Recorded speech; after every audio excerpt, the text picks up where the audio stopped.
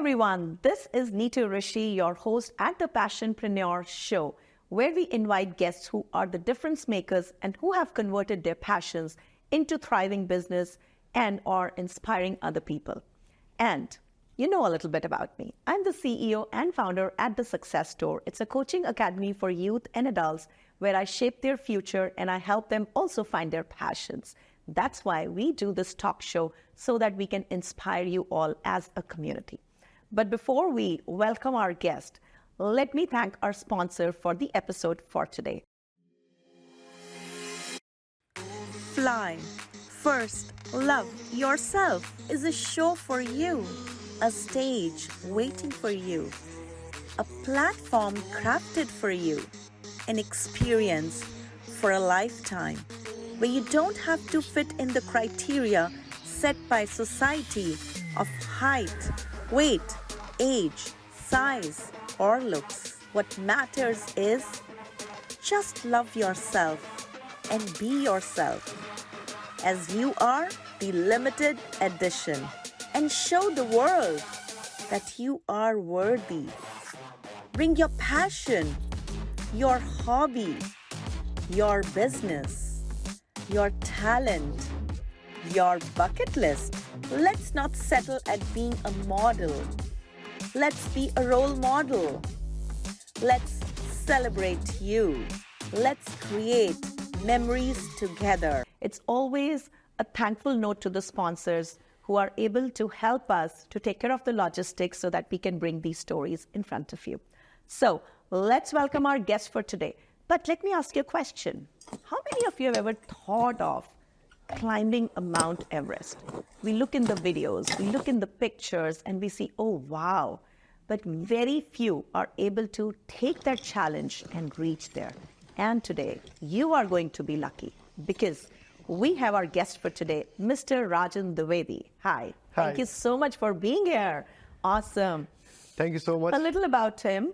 He is an Everester, an inventor, top evangelist, chief strategist.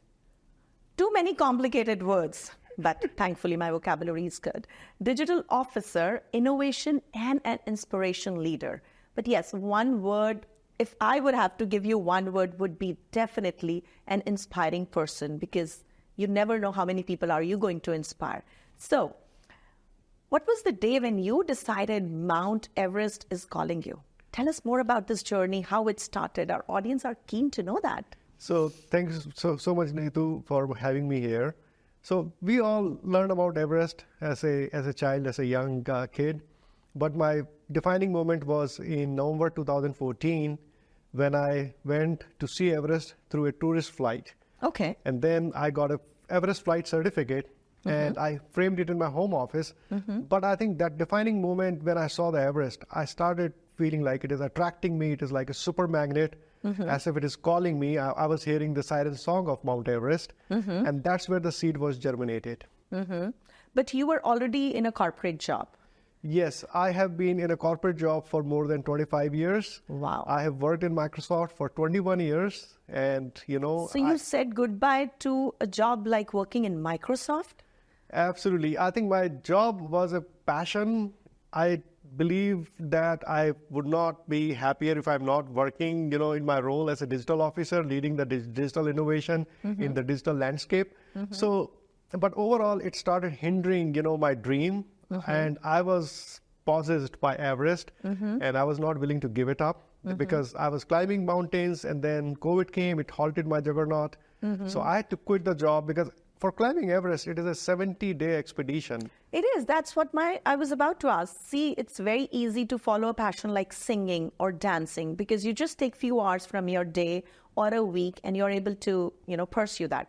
But going on an Everest or this mountaineering thing needs a lot of, not only the time that it takes, but the practice, effort, so much. Tell us more about it. We are at 600 feet. Right now, we are sitting most likely around 600 feet above the sea level. So in Texas, access to the mountain is not there. So you have to constantly travel, in California or Washington to climb Mount Rainier or Mount Shasta or Grand Teton, or you have to go to Alaska if you want to go beyond 20,000 feet. Right. So I have been traveling, chasing these mountains so that I can prepare myself. Because if you go to a gym and you do any exercise or any functional exercises, it is almost at the sea level. Altitude is altogether a different beast because people get pulmonary edema, they get cerebral edema, frostbite, snow blindness, all kind of injuries happen, and sometimes, death. So going from the comfort zone to the death zone is a journey of discovery, self-discovery, determination, and perseverance. It's a long journey. It has everything. I'm having goosebumps right now. So, listening to this, was there a time when you had goosebumps thinking about this? Because it is scary, right?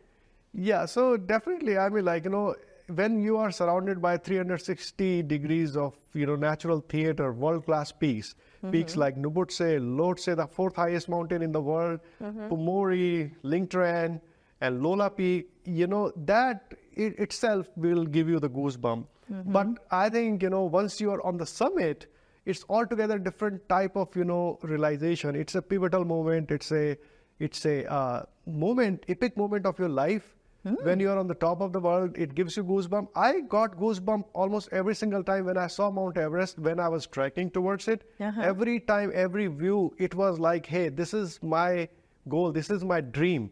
It is so close, yet so far. Because you're climbing 29,000 feet, Neetu. Right. And 29,000 feet is, if I can paint a picture to our viewers, it's like you open the window on your flight and you see me standing next to you. It is that altitude because most of the choppers can fly up to 22,000 feet. Okay. Most of the advanced military helicopters can fly up to 6,000 meters.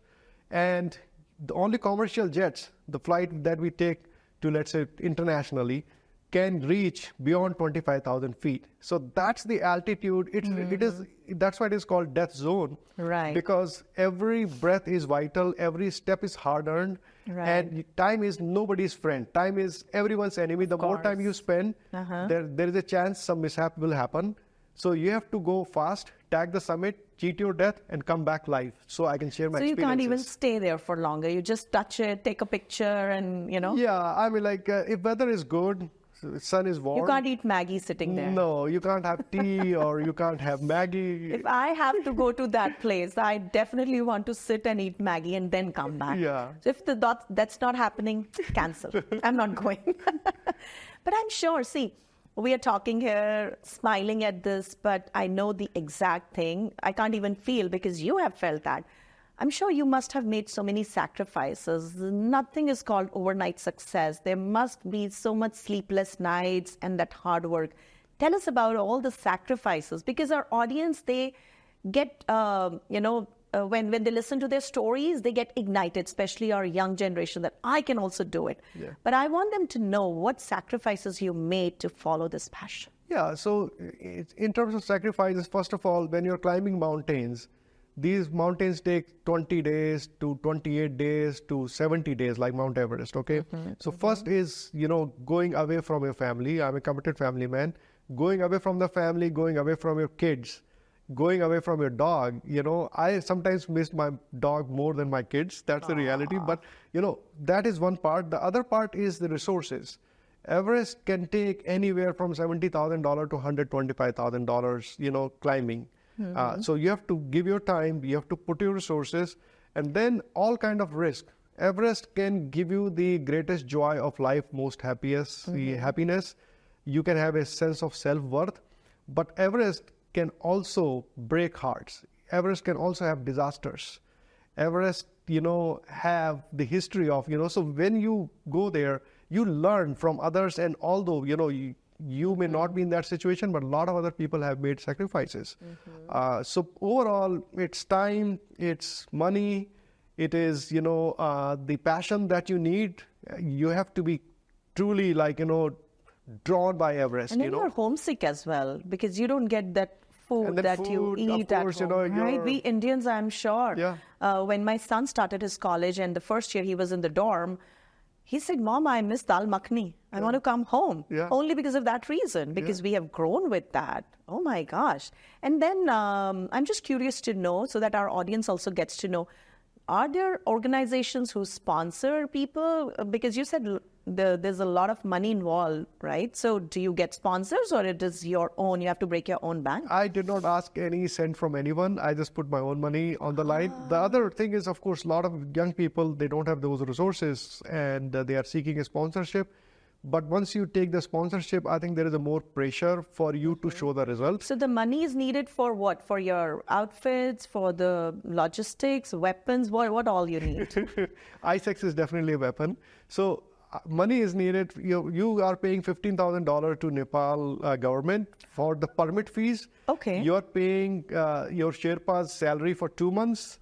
Okay. Or more than 2 months. And if you have 2 Sherpas, you're paying 2 Sherpas salary, which can go Got $10,000, you know. Similarly, like getting a visa. And then on the base camp, you know, for your cook who's cooking food, and the company which is providing you the tent, and, you know, people who are warming the water. Of course, yes. And of course, equipment. So point is, Now I get it. Yes, it's more depending like, on what kind of experience you want, and you are going with the best outfitter, or you're going with the low cost operating outfitters, which might cut the corners. So you want to go with the best. So there is a better chance for you to survive, come back and share the experience. Because accidents do happen on Everest. In 19 people died on Everest. gosh. In 24, when I climbed, only 9, you know, perished away. and I think in Texas, there are very few. How many are there? 3 In or Texas, 4? one of the climber, Beck Weathers, there is a movie, Everest and Into the Thin Air. He attempted it, but he lost his right hand and he lost his leg. So he's the first climber after Brad Richards. And then there are 3 more climbers. Wow. So total 4 climbers, including me. A big round of applause for him. Definitely. Out of We 30 are million so, people, this state is, you know, so big. so proud sitting next to you. Definitely my honor. It's a humbling experience. It's an experience about, you know, becoming a stronger version of yourself, better version of yourself, wiser version of yourself, and humbler, you know. Yes, I'm proud of my achievement, but then this journey has given me so much lessons. And as I said, it's a journey of self-discovery. It is. And it is also, you feel transformational effect, you feel spiritual enlightenment. So it's a total package, you know. It is. It definitely makes you a better version of yourself. So we were talking about movie. If someone plans to make a movie on you, what should be the title of that? There are many titles, you know, My Life Speaks and Purpose, but I think I will stick with this title, From Everyday Excellence to Everest.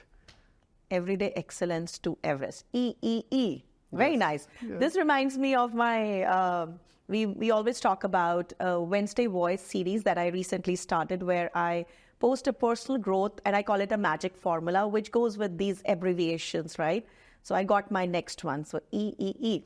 But if I have to ask you, would you like to give a magic formula to our audience for their personal growth, or how they can convert their passion into the way you did? Because I'm sure now you get invited by corporates as a keynote speaker, and you're inspiring so many people around us. What is one magic formula you would like to tell our guests? So to your guests, I will tell that, hey, no dream is too big, no dream is too daunting. Every seemingly impossible dream is possible if you put your right mindset, perseverance, and determination. Now, the magic formula from my point of view is, Neetu, first is what you want to do is you have to be aware of that. Right, awareness. Then second is you have to have desire, a strong desire, you know, relentless desire to do it. And the third is desire itself is not enough. You have to have the knowledge. Yes. You know, awareness, right knowledge. Desire, knowledge. And then the next is action. Once you acquire the knowledge, once you know, okay, what resources are needed, you know, this is the path, this is the roadmap, then you have to take action. Because dream is dream till the action is taken. Yeah.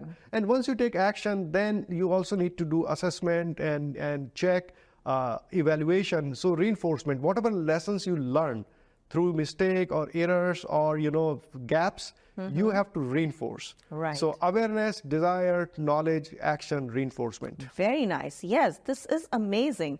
Because when we are talking, I'm sure many people would think, oh, I also want to go to Mount Everest, but they need to know that you need to put all these puzzles together to make it a whole package. And I can say that when people want to say, I want to go to Mount Everest is a metaphor.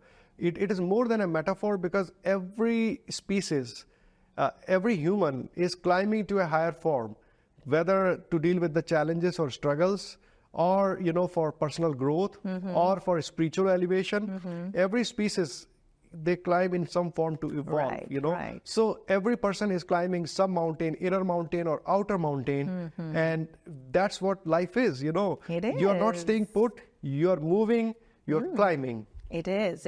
So keep climbing, definitely. Thank you so much. I wish I could listen more stories with you, but we will do that after the interview.